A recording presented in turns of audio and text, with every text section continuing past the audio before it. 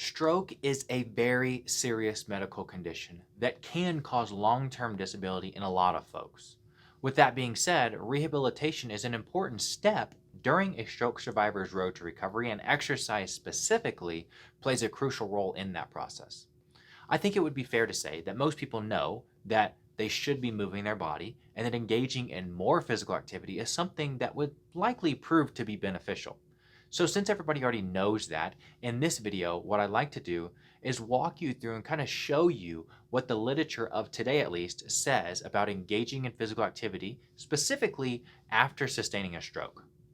Within this article, they state that physical activity is essential for all stroke survivors.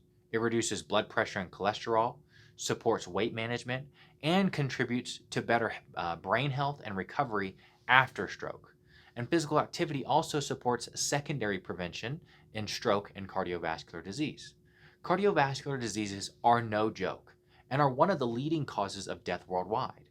In fact, in this article, they state that 1 in 3 stroke survivors will experience another stroke within 5 years, and half of those who do survive 5 to 10 years will die of recurrent stroke or other cardiovascular pathology. I've never had a stroke, but if I were to read that after sustaining one, I definitely wouldn't like my odds. So, if you have sustained a stroke, how can you beat those odds? What are things that you can do to kind of shift things more so in your favor? Well, in a study of stroke survivors medically managed for their risk factors, physical inactivity was the strongest independent predictor of a recurrent stroke or experiencing another one. Hopefully, you're starting to get the hint that this exercise thing is kind of important. In fact, they go on to say that physical activity must, let's emphasize that part, must be addressed and integrated as part of effective stroke rehabilitation and secondary stroke prevention.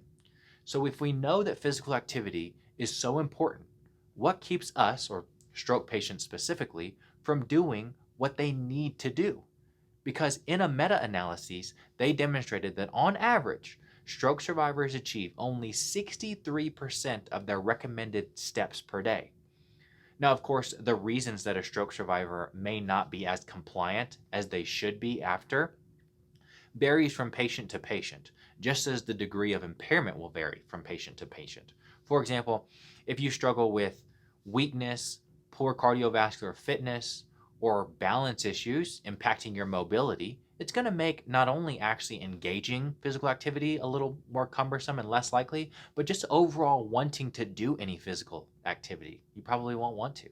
Hopefully, this just goes to show the importance of finding a provider that can cater a plan specifically to you and your impairment. Because if, for example, your balance is terrible post stroke and we can improve that first, then it would be more likely that you would want to be a little bit more active because you don't have the concern of falling and injuring yourself.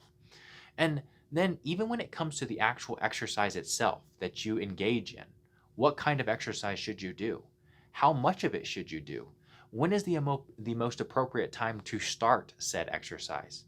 Once again, this just goes to show the complexity behind crafting this road to recovery for each individual patient. And I'm going to put together a series of videos answering those very questions.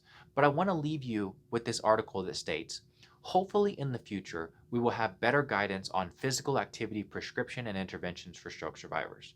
But for now, it's clear that a personalized approach is what is warranted.